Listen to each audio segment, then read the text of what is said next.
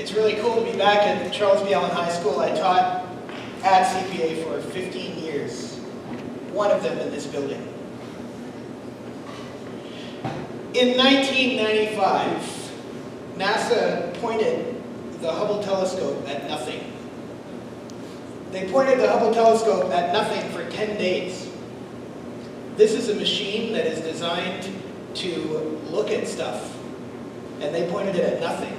This is a machine that costs thousands and thousands of dollars per second, and they pointed it at nothing for 10 days. They found a portion of the sky that was empty, and they wanted to know, is it really empty? So they pointed the Hubble Telescope at that portion of the sky for 10 days. And this is what they saw. Thousands of galaxies. Thousands of galaxies. More than anyone thought existed. Not stars, not planets, galaxies. That'll shift your perspective. In that one moment, when developing those pictures, NASA made us see how infinitely small we are, and at the same time, how amazingly precious we are. How amazingly precious we are. We are the universe's ability to perceive itself. Now, I'm not a physicist, and right now, if any physicists are watching this video, I apologize. I'm a musician, and I'm a teacher, and I'm a conductor. But what I like is looking deeper at things, is finding ways to explore and to ask questions and to find answers that cause more questions. These are the things that make me excited about my job. They make me excited about my art. They make me excited about, that breathing thing. Finding my deep field. And I'm going to ask you to think for a minute. What's your deep field? What is the thing that drives you? What is the passionate seed that makes you want to ask questions? I had a friend, his father carved wooden ducks. He carved wooden ducks so you could float them in a lake and convince other ducks to land by the wooden ducks and then shoot them.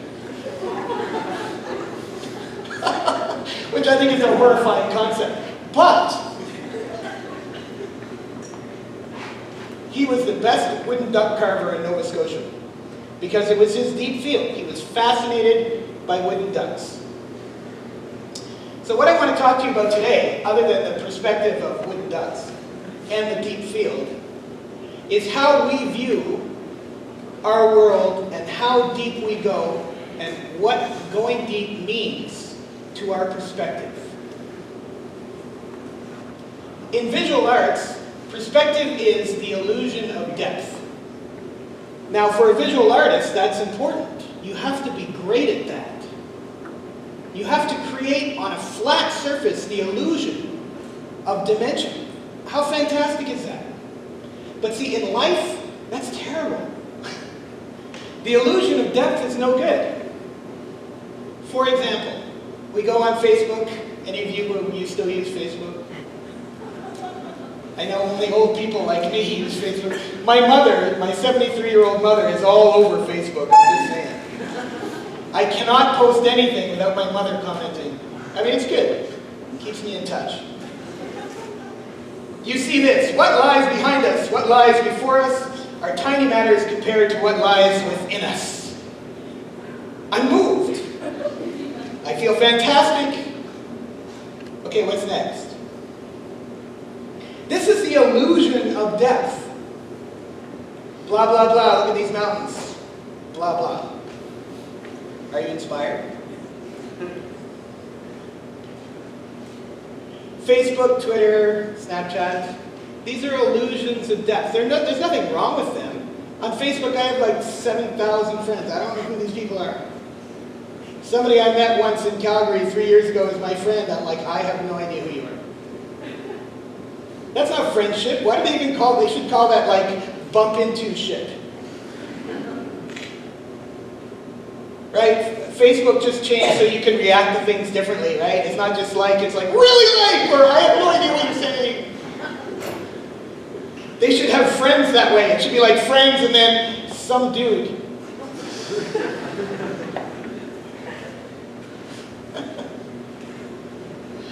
My point is, NASA teaches us that we need to look deeper.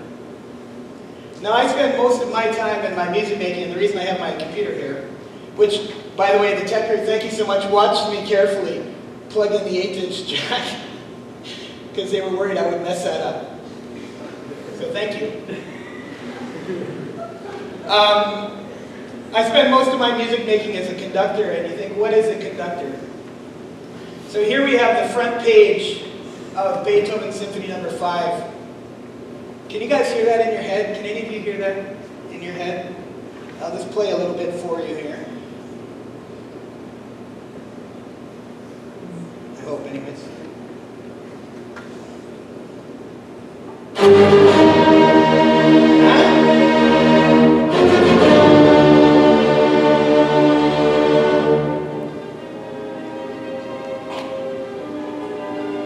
gotta wait, because the big moment's coming up.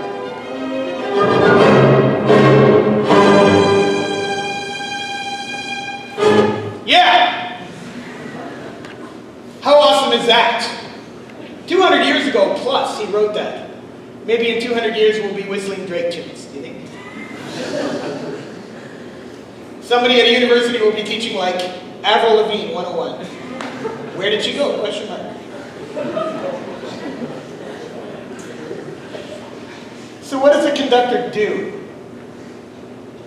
Conductor is the best seat in the house, man. It truly is. I get to stand the closest to the band. Orchestras hate it when you call them bands, by the way. They're a little snobby. In a nice way. It's cute. And you get to watch them do their thing, right? But you don't make any noise. So what does a conductor do? So a conductor has to know as much or more about the music that is in front of everybody than everybody else in the orchestra. That's the conductor's function. So we have to internalize all that stuff, and then we have to create a story. You know, that's kind of like life. Music and life are the same thing. In life, you gather as much information as you can, you internalize it, and you create your story. This is what a conductor does with Beethoven, but here's the problem. This is the first page of Beethoven's Fifth Symphony, and pretty much everything that happens in that whole 40 minutes is told to you here. Beethoven reveals everything in actually the first 5 bars. It's kind of cool. Beethoven tells us all kinds of stuff on the page. He gives us length of note. He gives us volume. FF means like stinking loud. That's the Italian. Stinking loud. He tells you that he wants you to hold the note a little longer than a bar, so he puts that little bird's eye thingy over the bar. He tells you that he wants you to count to 2 every bar line. There's all kinds of information, but it actually doesn't tell us very much at all. Right? So when I study a score, what I will do is I will sit down and I will mark all kinds of stuff. I will mark every dynamic. I will mark every entry. I will make sure that I know how many bars are here, how many bars are there. When does the flute come in? When does the clarinet come in? When do the strings stop? What 5 bars does the timpani play in? And then I start the real process. Then I enter the deep field. Because Beethoven was not a construct, frantically writing notes. Beethoven was a powerful, passionate, sometimes crazy, amazing human being. Beethoven wrote this piece over 4 years, between 1804 and 1808. While he was writing this piece, he was getting progressively deafer. Can you imagine? He was going to doctors, they were doing crazy things like pouring mercury in his ears. Beethoven stopped going to parties because he didn't like going, what? Seriously.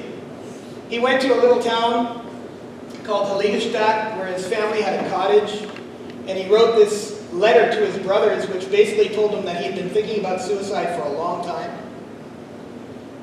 But he decided not to do it because he had so much more music in him, which I think is a delightfully pompous thing to say. I'm really glad he said it because he wrote his third to his ninth symphony after that letter, wrote his fifth piano concerto, the most famous piano. I mean, he wrote a lot of stuff. Beethoven presented this symphony in a 4-hour concert with no heat, in like kind of, it was cold, the audience was falling asleep, and here's something really cool. He wrote his sixth symphony at the same time, and when he presented this piece was originally called his sixth symphony, and his sixth symphony was originally called the fifth symphony. So if he had kept those numberings, we'd be sitting here talking about the sixth symphony, which is cool. It's not exceptionally relevant, but it's cool. Beethoven was struggling with all kinds of things, but he was aware of his political situation. He was a huge fan of Napoleon until Napoleon declared himself emperor. Then he was no longer a fan of Napoleon. He was immersed in the Romantic era. He was passionate. He was violent. He would get kicked out of apartments because he was playing his piano too loud. He would break pianos. He had something to say, and that doesn't tell you enough about it, so you have to go deeper. You have to find out about the person. And that is what a conductor does. A conductor gathers all that information and then tries to tell that story with their hands and their face and their body. Because we don't get to talk in performance. It's a very deep field. But it's fantastic. Why 5 bars? If this were Mozart, that would be 4 bars, mostly. Why is the second note longer than the first? What did he mean? How much longer should it be? The first 2 notes of this symphony are very, very famous. He calls the symphony in C minor, but the first 2 notes, if you kept them by themselves, you could easily say the symphony's in E flat major. Why did he do that? It's very ambiguous. In fact, we don't really feel C minor until much later. Why did he do that? He did the same thing in his first symphony. Is there a connection? This is the information that a conductor gathers. Now, I love this, by the way. This is really cool. Our politics is sometimes really presented in a shallow way. I wanted to bring up this because I thought it was really cool. A couple of weeks ago, Bernie Sanders was speaking in Oregon, and a bird landed on the podium in front of him. And he didn't know what to do, so he stared at the bird, and the bird stared back at him for a while. Then the bird flew away. And Bernie Sanders thinks for a minute and goes, there might be a metaphor in this. And then he blows it because then he makes the metaphor into, this is not a sparrow, it's a dove of peace, and it got lame. But immediately liberal meme makers went, look who Mother Nature endorses for president. And then Republican meme makers said, it's bad when a bird is the most interesting thing in your speech. But here's the problem. Neither of those things have anything to do with politics. Right? But we are making our political decisions based on these shallow presentations of nothing. Right? If I like Justin Trudeau on Facebook, did I vote for him? Did I get involved? Did I go to a rally? Did I read any position papers? I didn't do any of that. I liked him and I felt involved. Click. I like dogs. I have 2 dogs and Facebook knows it. So Facebook presents me with ads for, they'll show me pictures of abused animals, and then it'll be a bunch of weird things. Either they'll horribly ask me to pray for it, which, is cool. It's not maybe as immediately effective as I would like, or they ask me to share it, Or maybe most apropos, they ask me to donate, right? But what does that mean to me? Does it mean I go to the SPCA? Does it mean that I adopt an animal? Does that mean I give money? Did you know that you can go buy dog food and give it to the SPCA? They love that, right? These are all things that are beyond the shallow presentation of the idea.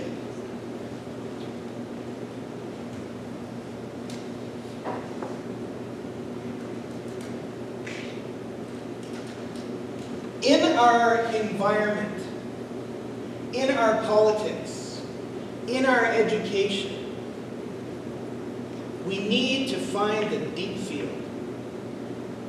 We need to explore the things beneath the surface. Tonight you have listened to several inspiring youth and one inspiring teacher talking about the passion with which they approach the things that fascinate them. I put to you that NASA had it right. We need to find the thing that makes us ask the questions. And then we need to ask the questions. And then we need to ask the questions that come from the answers to the questions that we ask. We need to explore the deep field in not just duck carving and not just Beethoven symphonies, but in those aspects of our lives that bring us together, those aspects of our lives that create the community that we explore and live in.